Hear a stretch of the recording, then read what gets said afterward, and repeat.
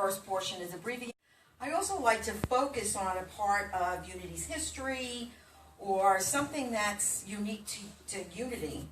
And today I decided to speak about another somewhat founder, or an extension of the founders of Unity, an extension of Charles and Myrtle Fillmore, and that's James Dillard Freeman. Now, we all know the Prayer for Protection, but not everyone knows that James Dillard Freeman wrote it. He grew up literally and figuratively under the wing of Unity. Now, those of you who are long-term Unity people know that the symbol was wings, and that was the protection. And that was for everyone. And so he literally grew up under the wings of Unity and under the wings of Charles and Myrtle Fillmore. He was born in 1912, is of Native American, Irish, and English descent, but he really clicked and identified with his Native American heritage. He believed that the Native Americans believed and taught the same metaphysics that Unity did. So he embraced his Native American culture just as he embraced Unity. He was 10 years old when his parents separated, and his mother and his sister moved to Kansas City.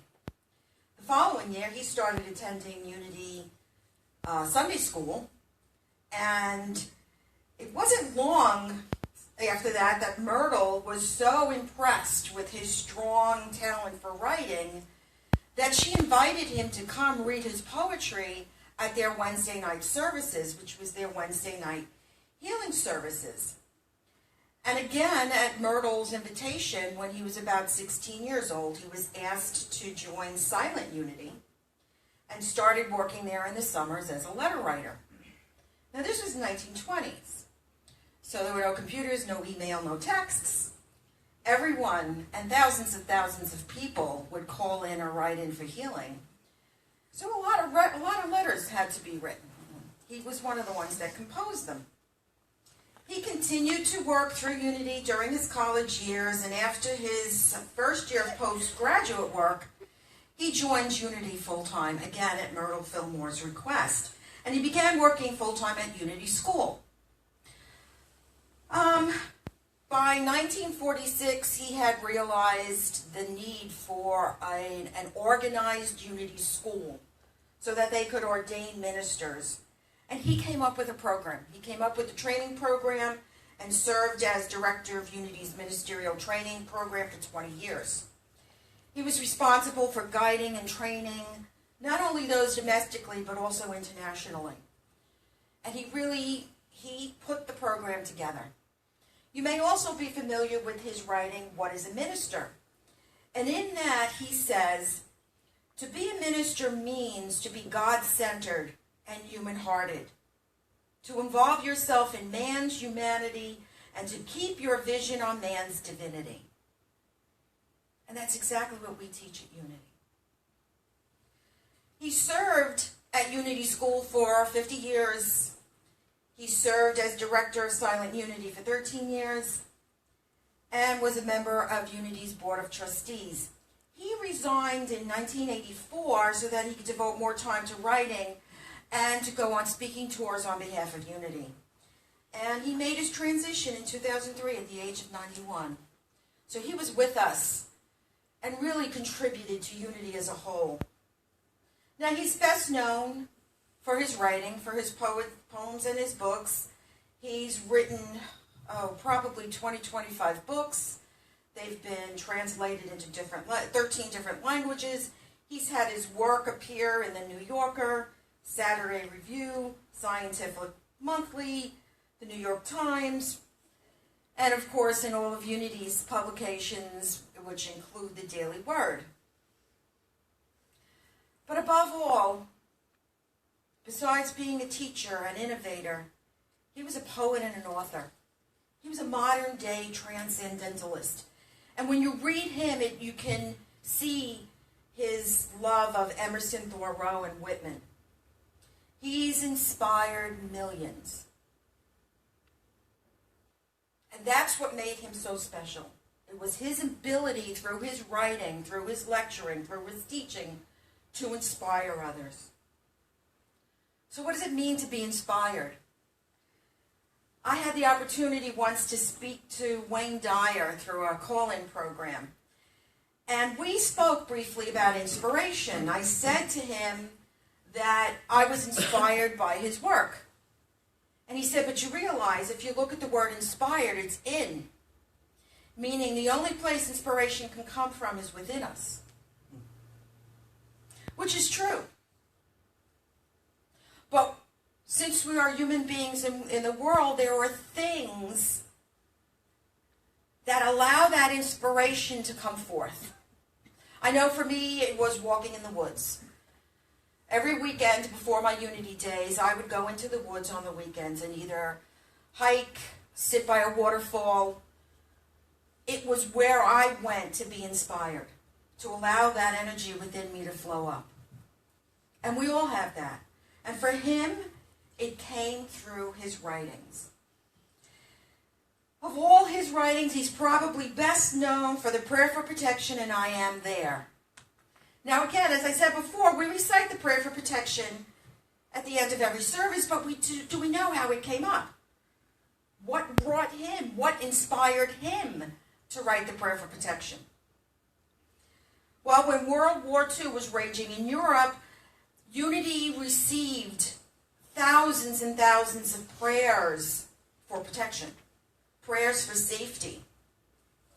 And this is in his own words. Silent Unity had always written a special Christmas prayer service just for Silent Unity workers. And in 1940, I was asked to prepare the service. We had never before needed a prayer for protection, but in 1940, we needed so. So I wrote one to go with the Christmas service. What I wrote was a little four-line verse. The light of Christ directs me. The love of Christ enfolds me. The power of Christ protects me. The presence of Christ upholds me. I had hardly finished this Christmas service before Silent Unity came to me again and asked me to write a protection pamphlet that we could send to people. So I did. It's called His Protecting Spirit. Now, if anyone's interested, that you can find that online, a PDF of that pamphlet. He said, they told me they wanted affirmative prayers for protection on the back page of that pamphlet. Among these was the verse from the 23rd Psalm. Yea, though I walk through the valley of the shadow of death, I fear no evil, for thou art with me. One of the young women who worked at Silent Unity was reading my manuscript as I wrote it, and as she finished it, she came up to me and said, Jim, if I were a woman in England and they were dropping bombs on my roof, or I were a soldier or someone was pointing a loaded gun at me, I wouldn't want to feel like I was walking through the valley of shadow of death. Can't you do better than that? And he said, I thought, you want me to do better than the 23rd Psalm? You have to be out of your mind. But rolling around in the back of my mind was the little verse I had written as a prayer for protection for Christmas. I had written it just for Silent Unity, but now it came rolling up in front of my mind and demanded that I pay attention to it. It enticed me to see what I could make of it. First, I took the rhymes from it. I felt it would be more universally received if it was not a rhyme. Then I changed Christ to God. It had been Christ because it was a Christmas prayer, but I felt if we were going to send it around the world, God might be more acceptable to some people. So the little prayer became, the light of God surrounds me, the love of God enfolds me, the power of God protects me, the presence of God watches over me. This is the way we first printed it. Then a line came to me that I felt would make the prayer even more powerful. And the line was, wherever I am, God is. It was 1947 when James Dillard Freeman first heard the words, I am there. And just like he was inspired in the early 40s to write the prayer for protection, he became inspired to write, I am there. His wife at the time was hospitalized and undergoing surgery for cancer. It was a time of deep personal need, he said. And he also said, I was in great anguish of spirit. When the doctors told him that Catherine had terminal cancer, he left the hospital and went to Silent Unity and to the healing room, which was the then Unity headquarters on Tracy Avenue in Kansas City. This was prior to Unity Village. And he prayed, God, he said, if you are there, please allow my Catherine to live. Oh God, where are you? Freeman would recall later that he heard a clear and empathetic, audible voice speak to him. And he heard, do you need me? I am there. He looked around the chapel to see who was talking to him, but there was no one there. And while he bowed his head, he could still hear the words that provided the hope and the comfort that he needed. A few days later, while Catherine was still in the hospital, he shared with her the doctor's prognosis that the cancer had spread and she had limited time. But she seemed to already know. They kept an upbeat facade to comfort each other, and Freeman recalled taking her hand and lying down next to her in the hospital. And he says, all at once, there was a presence in the room with us, and we knew we were not alone. Well, Catherine lived for another 10 months, which was longer than they expected. And although this was a great loss to him, Freeman never lost his faith. Rather, he was sustained by the influence of his wife, the faith that she had through this process. The fact that she never wavered. She never had doubt. She may have been a little frightened, but she always knew that she was not alone, that God was there. And that's the poem. That's what the inspiration was for the poem, I Am There. He tells about each phase that Catherine went through this time. He takes us to the time of her transition, and he also says that he remembers during that time, he heard over and over again, do you need me? And the response was always, I am there. Freeman's also been noted and called the poet laureate to the moon because the prayer for protection was taken aboard Apollo 11 in 1969 and left on the moon. And then a microfilm of Freeman's I Am There was left on the moon during Apollo 15. And what I found was a version of I Am There recited by James Dillard Freeman. So we're going to show that video, and I want you to just allow yourselves to move into the meditative state while you're hearing or watching or reading the words. Allow the words to really permeate your being. Allow yourself to resonate to the idea that God is always there, never far away, always within you. And allow this to move you into an even deeper and deeper meditation. Now, after the video, we're going to move right into the hands-on portion of the service. And would the healers raise their hands, please? Okay, 1, 2, 3, 4. Okay.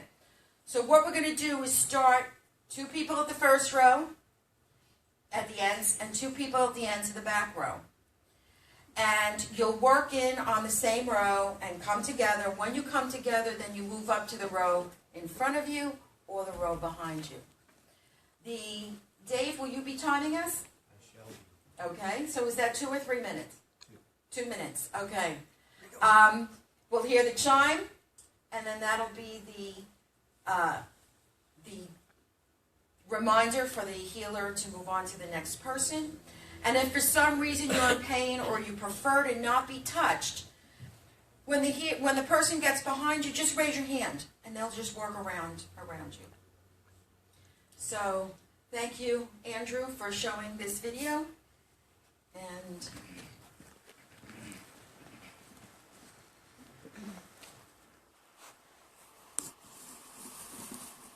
do you need me? I am there. You cannot see me, yet I am the light you see by. You cannot hear me, yet I speak through your voice. You cannot feel me, yet I am the power at work in your hands. I am at work, though you do not understand my ways. I am at work, though you do not recognize my words. I am not strange visions, I am not mysteries. Only in absolute stillness, beyond self, can you know me as I am, and then but as a feeling and a faith. Yet I am there, yet I hear, yet I answer. When you need me, I am there. Even if you deny me, I am there. Even when you feel most alone, I am there. Even in your fears, I am there.